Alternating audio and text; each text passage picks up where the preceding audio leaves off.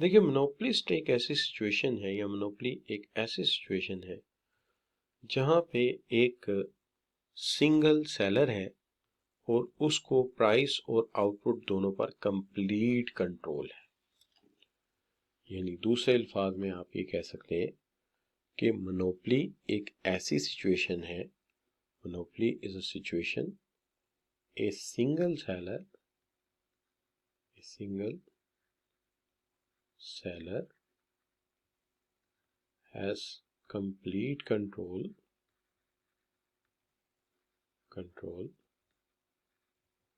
over price and output। ठीक है कि प्राइस और आउटपुट पे से पूरा कंट्रोल है।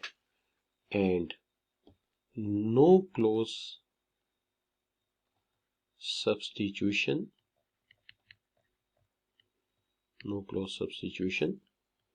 ऑफ द प्रोडक्ट, उसके प्रोडक्ट का कोई करीबी नेमुल बदल भी नहीं है। तो हमने कहा a single seller has complete control over price and output and no close substitution of product का कोई करीबी नेमुल बदल भी नहीं है। तो यहां पे याद रहे कि हमने पहली डिस्क्रिमिनेशन जो की थी वो ये की थी कि एक परफेक्ट कॉम्पिटिटिव मार्केट है और एक इम्परफेक्ट मार्केट है। इम्परफेक्ट मार्केट के अंदर हमने ये कहा था कि 3 मॉडल हैं, उन 3 मॉडल में से एक मॉडल जो है वो मोनोपोली है और मोनोपोली के अंदर एक सिंगल फर्म मॉडल है और एक प्राइस डिस्क्रिमिनेशन है। तो अभी हम सबसे पहले मोनोपोली की तरफ चल रहे हैं। 2 मॉडल अभी भी हमारे बाकी हैं। वो कौन से? Monopolistic competition and oligopoly. वो भी हम नहीं कर रहे। अभी हम मोनोपोली से बात कर रहे हैं कि मोनोपोलिस्ट एक सिंगल सेलर है जिसको पूरा कंट्रोल है प्राइस और आउटपुट पे। तो इसकी मिसाल जो है पाकिस्तान में, वो पाकिस्तान रेलवे है। यानी पाकिस्तान रेलवे अकेली ट्रेन सिस्टम है पाकिस्तान में, दूसरा कोई रेलवे सिस्टम हमारे पास नहीं है, लिहाजा ये मोनोपोलिस्ट है। इसी तरह सुई नॉर्दर्न गैस कंपनी है नॉर्दर्न पाकिस्तान, सुई northern gas company in northern Pakistan में सुई नॉर्दर्न गैस कंपनी, तो ये भी मोनोपोलिस्ट है। दूसरा कोई इस तरह का बड़ा पाइपलाइन के साथ गैस सप्लायर हमारे पास मौजूद नहीं है। नादरा भी है, वापडा भी अपनी जगह मोनोपोलिस्ट है, लेकिन बहरहाल हम इनकी मिसालें देते हैं, ये पॉपुलर है ज्यादा। अच्छा, तो अब बात ये पैदा होती है कि जनाब इसके जो है सबसे पहले कोई भी इक्विलिब्रियम बनाना, जाहिर है 2 पीरियड लेने पड़ेंगे। तो हमें ये बताना पड़ेगा कि जनाब इसमें हम क्या मिसाल दे सकते हैं। हमने कहा जी मेन फीचर ऑफ मोनोपोलिस्ट यानी इसके characteristic, monopoly is a market there is single seller producer और सेलर, पहली बात। दूसरी बात ये है वो प्राइस मेकर है, अपनी मर्जी की प्राइस लेता है चूंकि दूसरी कोई फर्म ही नहीं। मोनोपोलिस्ट आमतौर पे सुपर नॉर्मल प्रॉफिट कमाता है चूंकि वो अकेला होता है और वो किसी दूसरे को आने भी मार्केट में नहीं देता। के इलेक्ट्रिक और पाकिस्तान रेलवे की बड़ी ओपन एग्जांपल्स। तो ये बच्चों हमारा जो है वो मोनोपोलिस्ट है। अब मोनोपोलिस्ट क्यों और मोनोपोलिस्ट बनती हैं, उसकी एक वजह ये है कि ये किसी नए बंदे को एंटर ही नहीं होने देते मार्केट में, इसकी एक वजह ये है। दूसरी वजह यह है कि बाज़ औक़ात लाइसेंस चाहिए होता है और ये अकेली फर्म लाइसेंस लेके बैठी होती है, दूसरी फर्म के पास राइट्स नहीं होते, या कोई नेचुरल रीजंस होती हैं कि गैस है, गैस निकलती ही एक जगह से है, उस पर कब्जा है एक ग्रुप का, तो वो नेचुरल भी हो सकती है। तो ये वजूहात होती हैं इसकी मोनोपोली बनने की। ठीक है जी, तो ये these are the reasons of the monopolist cause. Clear जी? तो ये बच्चों आ गए आपके मोनोपोली की रीजंस। अब जहां तक सवाल है कि बाज़ का बैरियर या इकोनॉमीज ऑफ स्केल का मसला होता है, जो आपने थ्योरी ऑफ कॉस्ट में पढ़ा था कि एक बड़ा सरमाया चाहिए होता है, एक बड़ा प्लांट चाहिए होता है, तो वो आपके पास नहीं होता, इसलिए मोनोपोलिस्ट अकेला ही रह जाता है।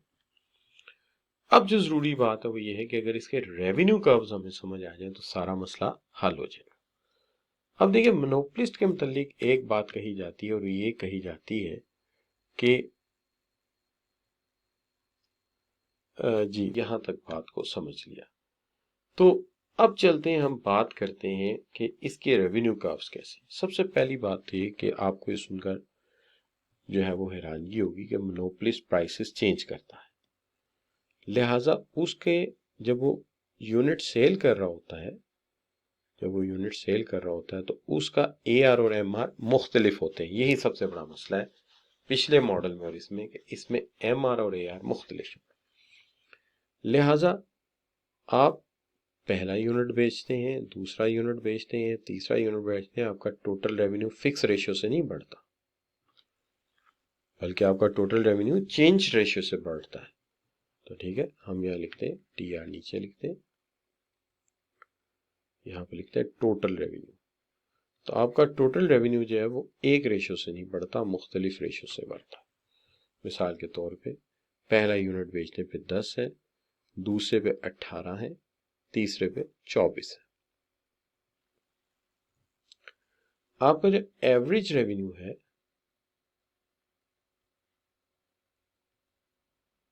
जिसको आप AR कहते हैं, ठीक है जी, वो TR को डिवाइड करने से बनता है और वो आपकी प्राइस भी होती है, ये भी ध्यान में रहना चाहिए। ठीक है, तो आप क्या करते हैं, आप TR को डिवाइड कर देते हैं यूनिट्स। तो हम बात कर रहे थे कि आपका जो आपका जो एवरेज रेवेन्यू है वो निकलेगा टोटल रेवेन्यू को आउटपुट पे डिवाइड करने से या यूनिट्स पे डिवाइड करने से। ठीक है, तो मैं ये कहता हूं, जी मुझे पता है, मजाक कर रहा था। तो देखिए 10 divided by 1 equals to 10 divided by 1 equals to 10। 18 divided by 2 equals to 9। आपके टेबल कितने अच्छे हैं, जल्दी जल्दी जवाब बताते हैं। 24 डिवाइडेड बाय 3 इक्वल्स 8। अच्छा, तो अब अगर आप देखें तो मैंने टेबल कैसे बनाया है, जरा गौर फरमाइएगा मैंने टेबल कैसे बनाया। देखिए टेबल बनाने ना मैंने एक जहानत का मुजाहरा किया। आपके ख्याल में जो टेबल बना है ये मैंने टोटल रेवेन्यू के हिसाब से बनाया होगा या मेरे ज़हन में एवरेज रेवेन्यू पहले ही था? जी शाबाश।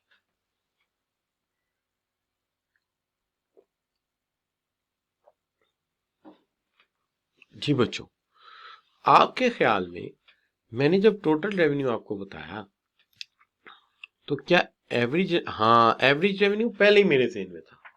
चूंकि मैंने डबल रोटी की कीमत एक दिन देखी, डॉन ब्रेड की, तो बड़ी कीमत ऊपर लिखता है, छोटी कीमत नीचे लिखता है, यानी बड़ी कीमत से छोटी की तरफ आ रहा था। वहीं से मेरे ज़हन में ये आइडिया रह गया। तो देखिए पहले यूनिट 10 रुपए का बेचा, दूसरा 9 रुपए का बेचा और तीसरा 8 रुपए का बेचा। चूंकि वो मोनोपोलिस्ट है, ये उसकी प्राइस है, लिहाजा वो प्राइस जो है इस तरह करता है कि 10, 9, 8, उसी हिसाब से मैंने टोटल रेवेन्यू बना दिया। ठीक है, तो अब अगर आपने ये स्केड्यूल बनाना हो तो आप टोटल रेवेन्यू ज़हन में रखेंगे या आप एवरेज रेवेन्यू ज़हन में रखेंगे?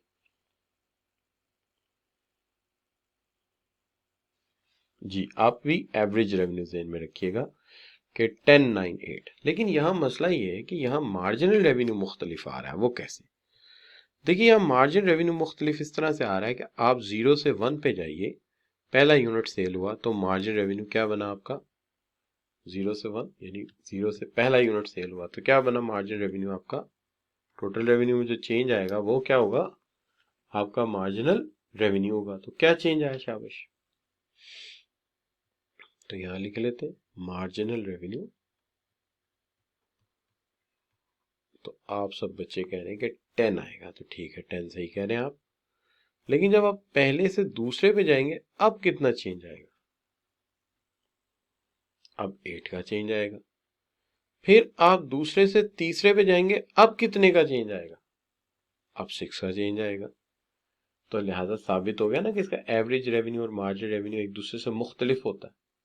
और याद रखें यहाँ पर टोटल रेवेन्यू की शक्ल भी और बनेगी। अभी हम बना के देखते हैं, चलिए बनाते हैं, हम अभी बना के देखते हैं। ये 1, तो मैं दोनों लाइनें इधर मिलाता हूँ, दोनों पैनल डायग्राम में इस तरफ मैंने रेवेन्यू एंड कॉस्ट रखा हुआ है, एवरेज और मार्जिनल, और यहाँ पे मैंने रखा हुआ टोटल रेवेन्यू। ठीक है जी, तो ये 1 हो गया, ये आपका 2 हो गया, ये आपका 3 हो गया। ये लाइन मैंने इसलिए लगाई है ताकि मेरे स्केल दोनों के बराबर बराबर ही रहे, उसमें कोई फर्क ना है। तो यहाँ पे मैं थोड़ा स्केल स्किप करता हूँ, तो मैं लिखता हूँ लेट्स सपोज, बल्कि स्किप क्या करना है, मैं ऐसे लिख देता हूँ 10 20 30 10 20 30। तो देखिए पहले यूनिट पर टोटल रेवेन्यू 10 है, दूसरे पर कितना है, कितना कितना 18, तीसरे पर कितना 24। तो यहाँ टोटल रेवेन्यू जो है वो एक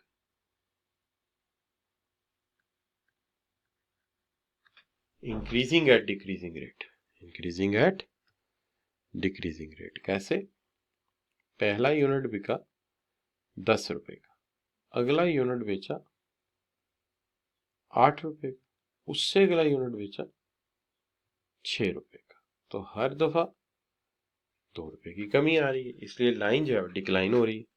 जबकि परफेक्ट कंपटीशन में यही लाइन जो थी वो यूं स्ट्रेट जा रही थी। अगर कंपैरिजन करना पड़ जाए तो आप ये डायग्राम्स का ही कंपैरिजन कर देंगे तो नंबर आ जाएंगे आपके कि जी यहाँ टोटल रेवेन्यू डिक्लाइनिंग है बट वहां टोटल रेवेन्यू स्ट्रेट लाइन था।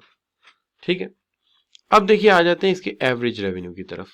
पहले यूनिट पे जो है इसका एवरेज रेवेन्यू 10 है, तो ये 10 आ गया जी, यहां लिख देते हैं, यहां बना देते हैं इसको 10 9 8 7 6, बाकी स्केल हम स्किप जाहिर कर देते हैं। तो 10 है, फिर उसके बाद 9 है और फिर 8 है, तो ये आ गया इसका एवरेज रेवेन्यू। ठीक है जी, और 10 है, मार्जिन रेवेन्यू जब ब्लू से बनाते हैं, चूंकि ब्लू से आपने बनाया हुआ 10 है, फिर 8 है और फिर 6 है, तो ये आ गया आपका मार्जिन रेवेन्यू।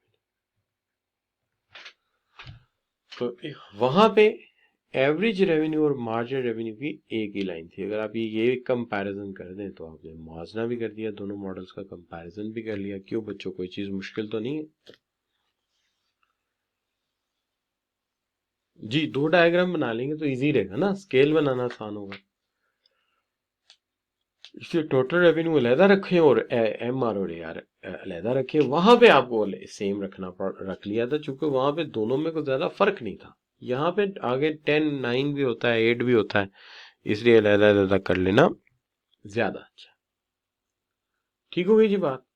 तो अगर तो यहां तक बात समझ आ गई, फिर तो आप जी लिख के एंटर कर दीजिए, फिर चलते हैं आगे। और अगर नहीं आई तो सवाल पूछ लीजिए।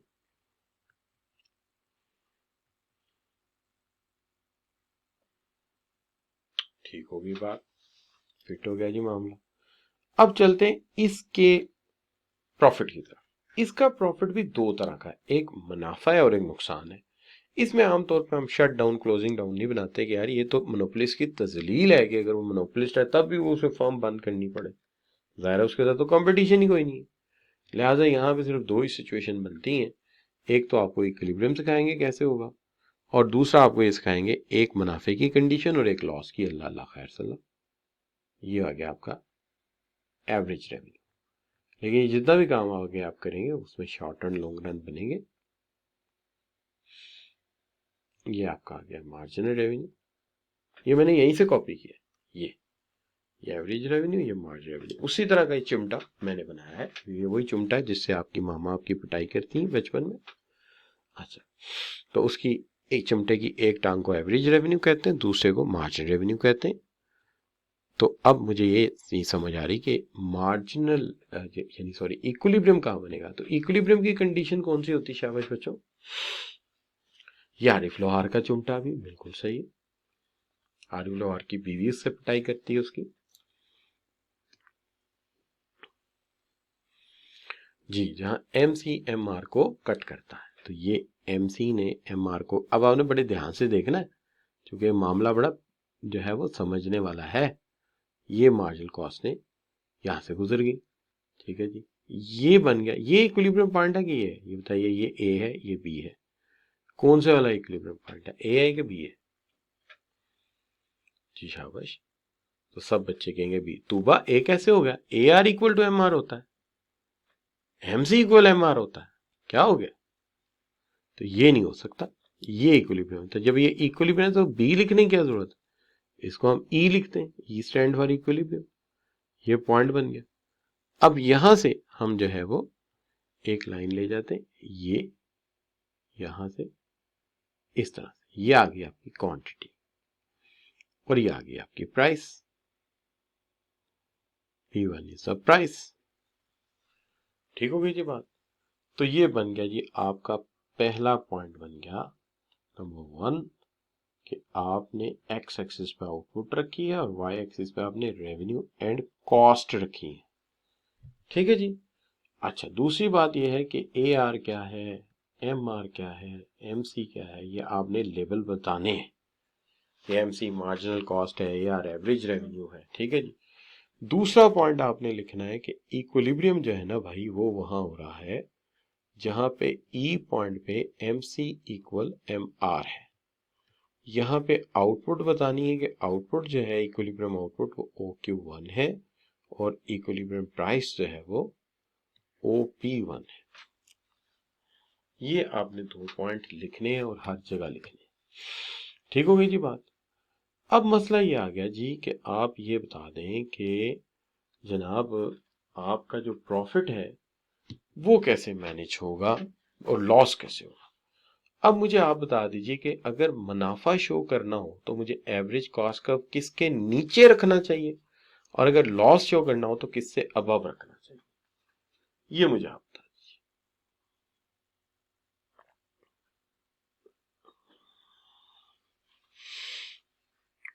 जी शाबाश। नहीं, अहमद बुखारी, इक्विलिब्रियम MCMR से बनता है, AR तो प्राइस शो करता है। ये जो पॉइंट G है ये हमारी प्राइस है जिसको हमने इधर शो किया है। ठीक हो गया? क्यों बुखारी भाई, आपने मैथमेटिक्स में नहीं पढ़ा था कि सर प्राइस निकालते थे, price is equal to TR over quantity equals AR equals to price, average revenue price होती है, तो प्राइस है। क्यों जी, समझ आई कि नहीं? समझ आई तो जी लिख के एंटर करो, शाबाश। कि एवरेज रेवेन्यू तो हमारी प्राइस होती है, इक्विलिब्रियम तो MCMR से होता है। मैथमेटिक्स सारे में पढ़ा ही आपने, कभी देखा है सर ने लिखा हो AR इक्वल MC इक्विलिब्रियम? अच्छा, सो अब पूछ ये रहा था कि अगर मुझे प्रॉफिट शो करना है तो मुझे अपना कॉस्ट कर्व किसके ऊपर रखना पड़ेगा। शाबाश। अगर मुझे प्रॉफिट शो करना है तो मुझे अपना कॉस्ट कर्व किसके नीचे रखना पड़ेगा, ये आपने बताना है मुझे। फिर बनेगा डायग्राम। AR से नीचे रखेंगे तो मुनाफा, AR से ऊपर है MR के नीचे। तो सवेरा बेटी मुकाबला कॉस्ट का और रेवेन्यू का हो रहा है, प्राइस का और रेवेन्यू का मुकाबला क्या कर रही हैं आप? AR से मुकाबला करना, वो तो इक्विलिब्रियम के लिए होती हैं चीजें। ठीक है, सही हो गया। तो देखो अब प्रॉफिट शो करना है। प्रॉफिट शो करना है भाई तो इस तरह शो करेंगे शॉर्ट रन में। ये आ गया आपका एवरेज रेवेन्यू, ये आ गया आपका मार्जिन रेवेन्यू, ये आ गया आपका इक्विलिब्रियम MC, ये आ गया इक्विलिब्रियम पॉइंट E। अब ये हम यहां से कर्व ड्रॉ करेंगे,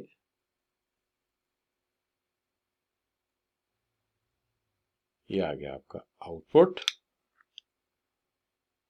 इधर आ गई आपकी प्राइस।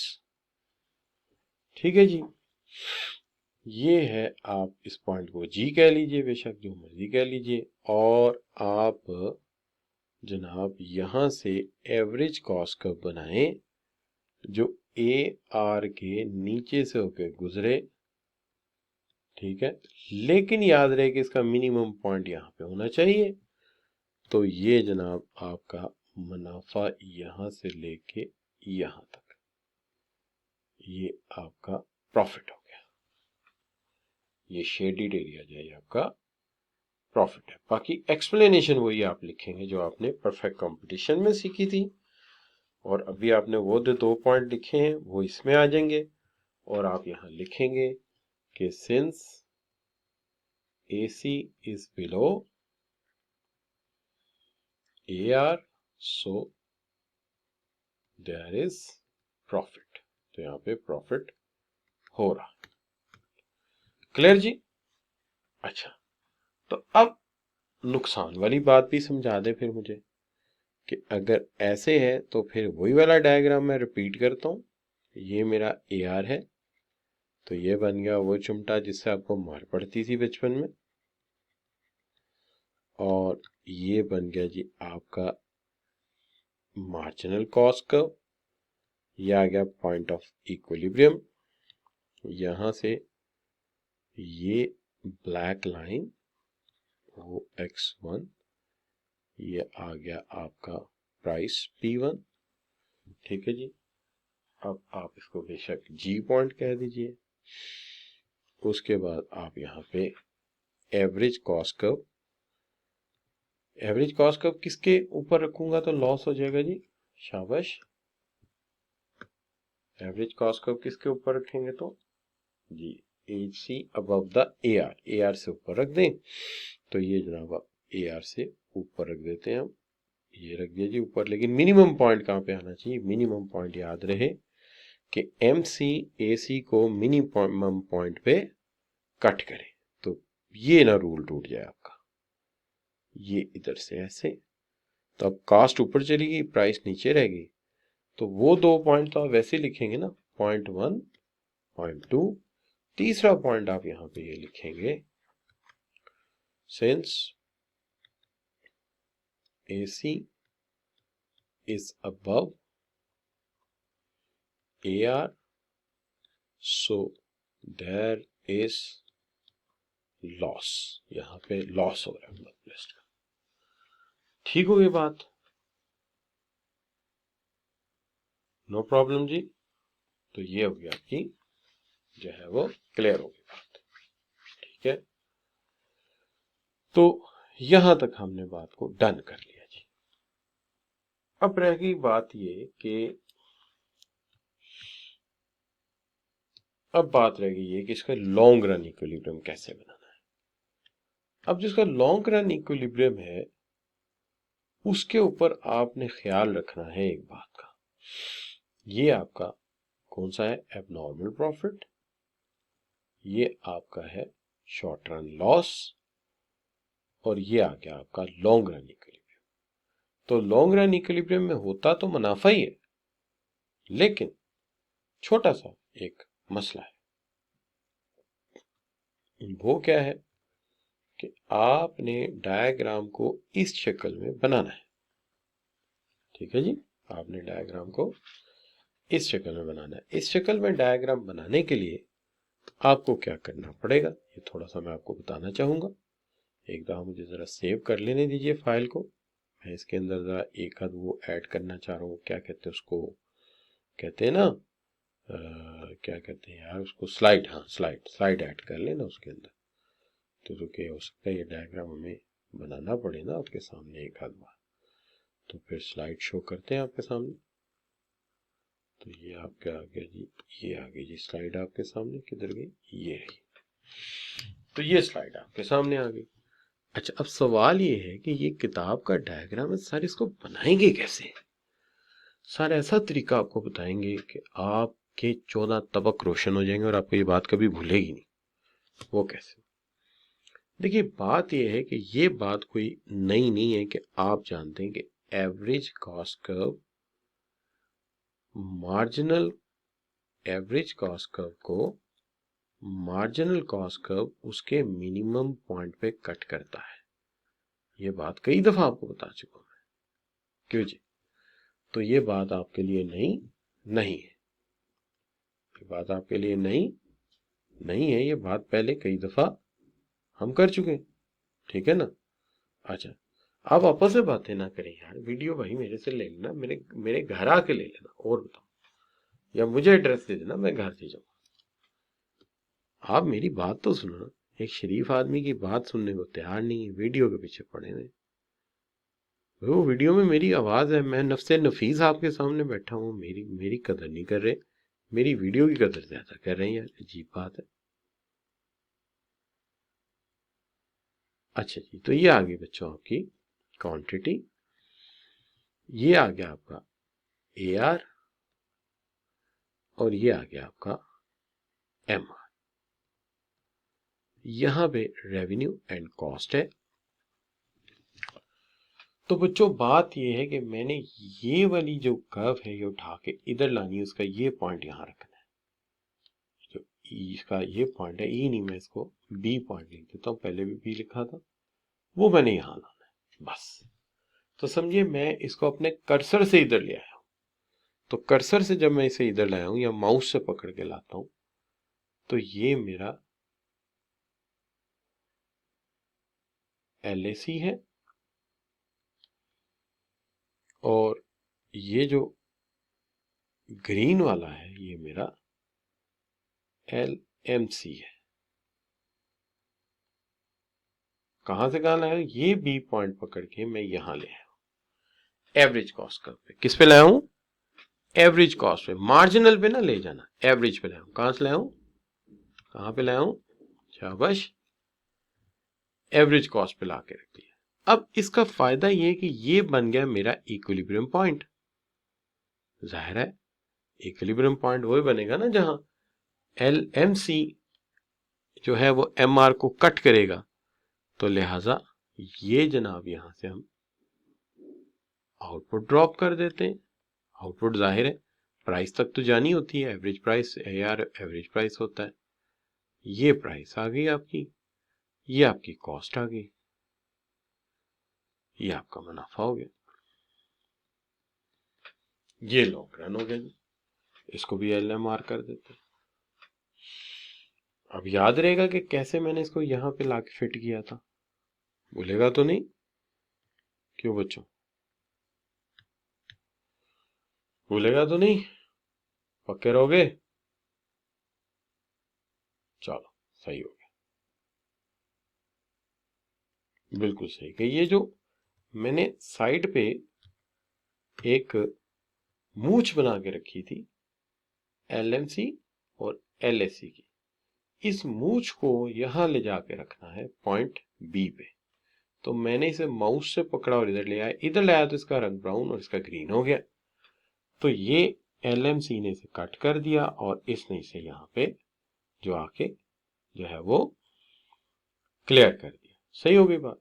तो ये बन गया आपका long run marginal cost curve, और उसने कट कर दिया LMR को पॉइंट ई पे। ठीक हो गई जी बात। तो ये बन गया आपका long run equilibrium of the monopolist. ठीक है जी। एक सवाल आपके जिम्मे लगाते हैं अभी, फिर आगे चलते हैं। सवाल आपके जिम्मे क्या लगाना है, देखिए सवाल बड़ा सिंपल सा है। ये रहा आपका मार्जिनल रेवेन्यू, ये रहा आपका टोटल कास्ट। टोटल कास्ट को आप मार्जिनल कॉस्ट में कन्वर्ट करें तो इक्विलिब्रियम कहां होगा, जहां मार्जिनल रेवेन्यू बराबर हो जाएगा मार्जिनल कॉस्ट के। तो ये आप कर लेंगे। 3 नंबर का सवाल है जी बच्चों, कर लेंगे, क्यों जी। तो ये आपके जिम्मे है, और ना समझ आए तो सोल्यूशन ऑफ द ऑटम 16 देखना आपने, सोल्यूशन ऑफ द ऑटम 16 आपने देखना है, तो आपको ये बात समझ आ जाएगी। ठीक हो गई जी बात। तो ये जनाब आपका जो मामला है ये हो गया डन, नो प्रॉब्लम। अब यहां तक मैंने बात कर ली है, तो मेरा ये ख्याल है